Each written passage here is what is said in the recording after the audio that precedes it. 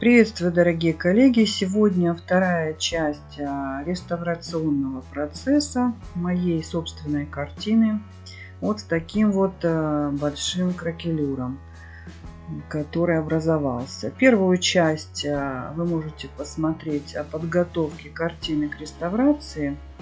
Вверху будет ссылочка, подсказка на это видео.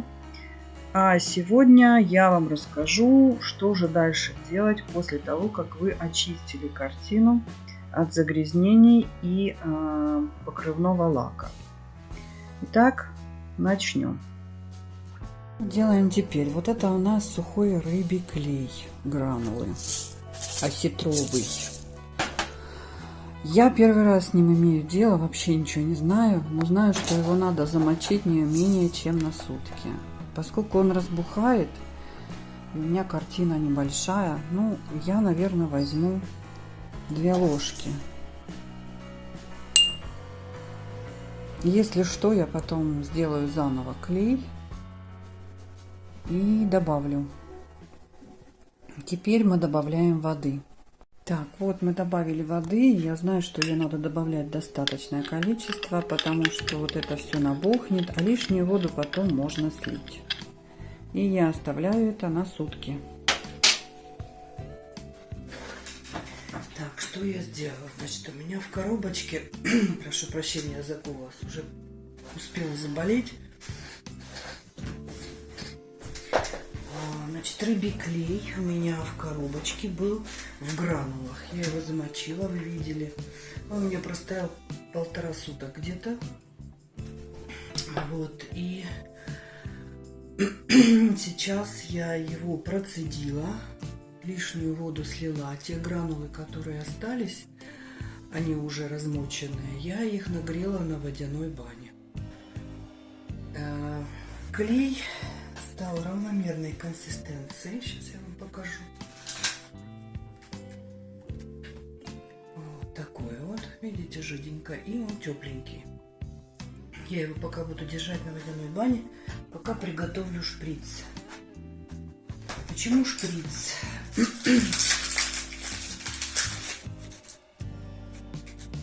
Шприц, чтобы набрать клей и ввести его в те места, где у нас, где мы не можем подступиться. Да, я делаю это первый раз. Вот, и не знаю, что получится. Начиталась я много. Так, вот наш шприц. Сейчас мы одеваем на очки.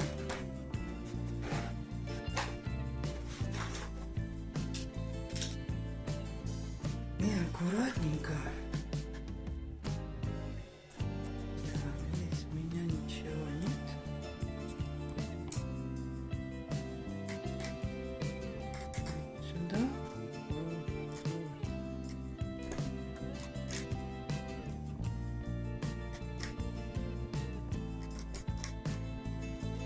Оно не подлазит туда этим шприцом.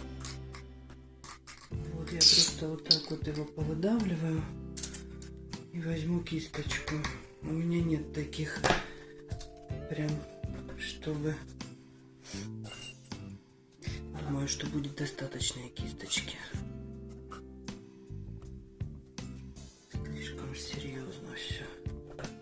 Ага, видите, вот красочный слой отстал.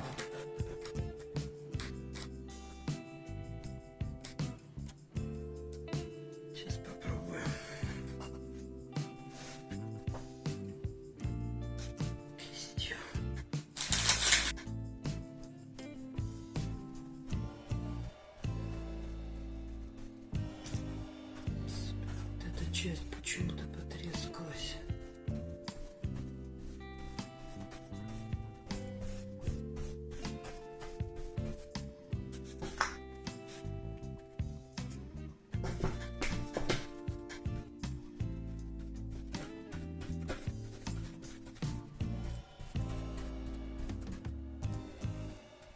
И он сразу быстро застыл здесь. прям взялся комочком. В разных направлениях, чтобы клей зашел вот в эти места. Так, теперь я выключаю и сделаю это поближе, потому что мне не очень удобно.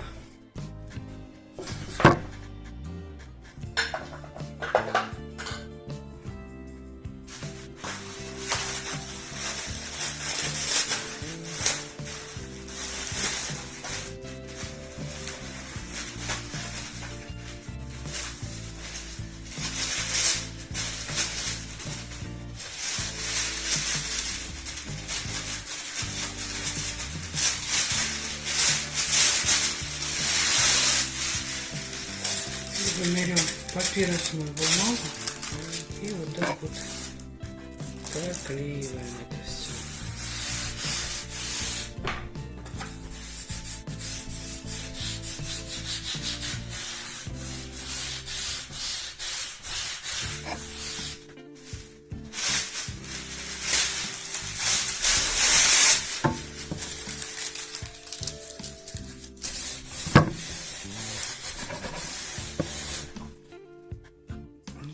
Сверху проклеим клеем. Вот так.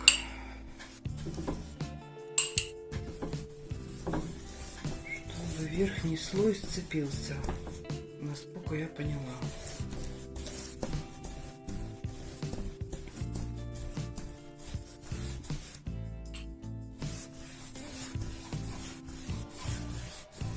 Наверное, это неправильно. Реставратор у меня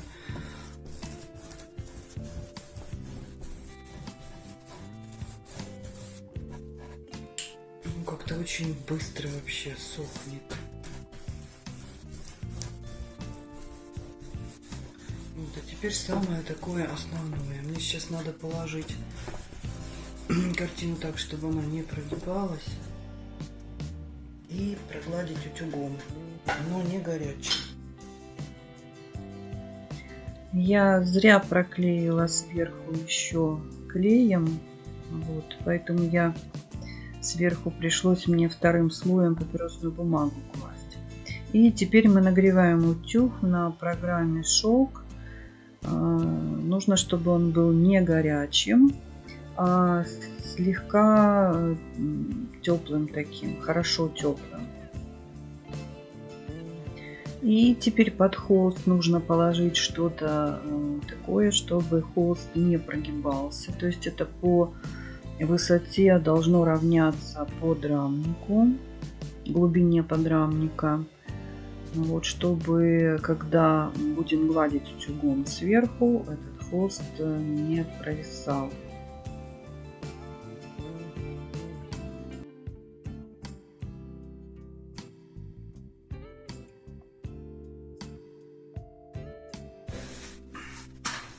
Вообще, конечно, это сложная работа, я вам доношу.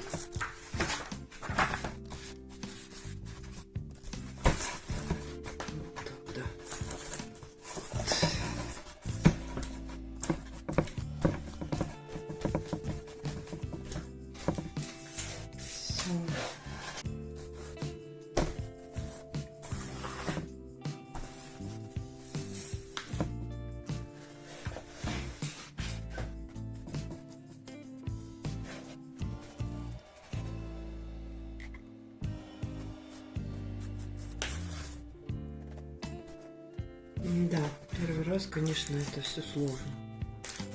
Ничего не знаю, но вот я уже понимаю, какой должен быть процесс.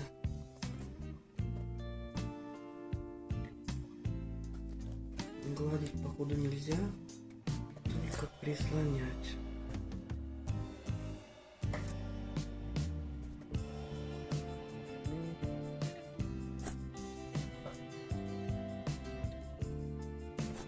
Единственное, меня радует, конечно, я помню, как я писала это лицо. И если что, можно будет полностью восстановить. Хотя не знаю, имеет ли смысл. Легче написать новую. Это же современная картина. Вот, конечно, с картинами, которым художников уже нет, тогда да.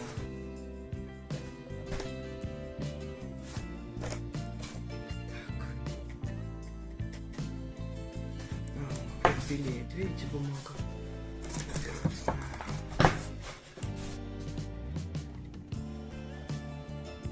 Почему горячим? Наверное, чтобы клей растворился, разошелся, да, под красочным слоем. Попал в микротрещинки. Ну, а папиросная бумага как бы скрепляет слой этот и делает его более надежным.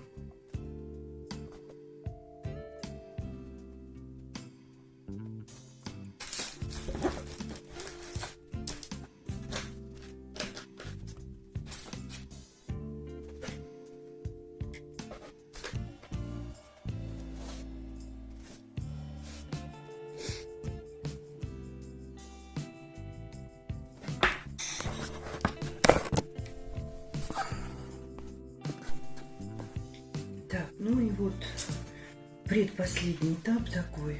Нужно нам смочить вот это все водичкой. Уже после того, как мы проклеили, да, рыбьим клеем.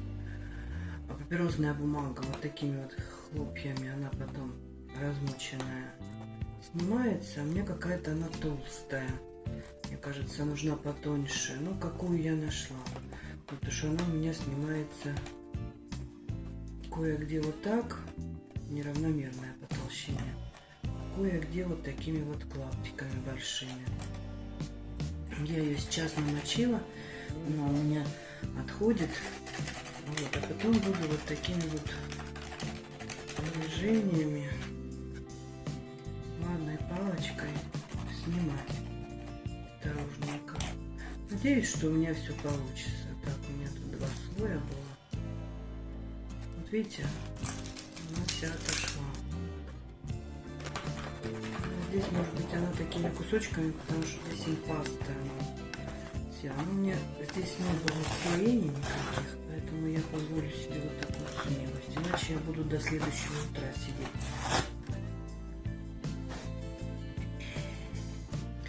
А вот в этих местах, конечно, вот там, где звездочки, тут надо хорошенько отмочить.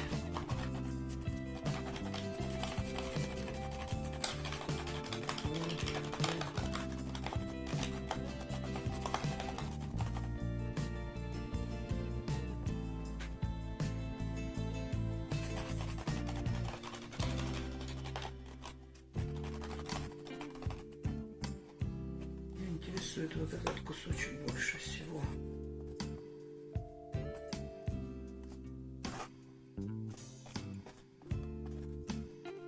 Посмотрю завтра, может быть, придется повторять с клеем. День 4. Значит, наверное, 4, посчитаю потом. Поскольку картина со старым слоем, я покрыла все это ретушным лаком, чтобы сцепка между слоями была сильнее. Ну, вот это место меня до сих пор смущает. Не знаю, насколько там проклеилось, потому что очень мелкие поры. Я старалась больше внимания на это место уделять. Вот здесь очень хорошо все склеилось по краям. И здесь вот не отлущивается, хотя отлущивалось. Но здесь, получается, как бы есть доступ, да, дырочка такая. А вот этот вот краешек, не знаю, мне кажется, что он будет отлущиваться и дальше. Ну, посмотрим. Сейчас вот это ретушный лак блестит. Жду немножко, чтобы он пропитал верхние слои. И буду приступать подбирать цвета, реставрировать вот эти вот дырочки. Ну вот, значит, где у нас было здесь? Вот здесь было пятнышко, я его таким пастозным мазочком замазала. Немножко выделяется, да, вот видно. Ну, нормально в целом. Дальше здесь вот было, здесь я вообще накидала полностью краски, его совершенно не видно. Вот здесь лоб, вот, почти незаметен. Немножечко, может быть, подсохнет, подправлю. Вот так, с этой стороны, вот так вот видно, да? Вот он, треугольничек. Вот, дальше. Щека. Ну, я ее замаскировала. Сделала такие веточки поверх этой трещины. Не знаю, может быть, красочка туда просядет, потому что ретушный лак, он пропитал все. И проблем не должно возникнуть. Надеюсь. Вот. Ну и вот это вот пятнышко, которое у меня как-то не очень получается. Тут было, в принципе, полностью сделано гладеньким, но мне пришлось сделать вот тоже импаста. Сейчас. Вот так вот больше всего видно. Потому что, ну, ни в какую не получался у меня тот тон, и как в первоначальном виде. Ну, немножко я обновила, конечно, изображение. Вот оно стало более ярким. Немножко схудила пальчики, потому что они были толстоватые. Они сейчас не очень идеальные, но у меня внимание не на них. Ну, Вот такая получилась картина после реставрации. Немножко я добавила ярких цветов. Подобрала краску для участков, которые были повреждены. Вот так эта картина выглядела до. И вот сейчас в сравнении можете посмотреть окончательный результат. Что главное? Главное не торопиться, конечно, и соблюдать технологию. Я могу сказать, что я не очень соблюдала технологию. Ну как, в основном соблюдала, но для меня, как для новичка, я делала это в первый раз, все было довольно сложно. Но в результате, вообще результат меня порадовал, и это было интересно. Всегда люблю познавать что-то новое.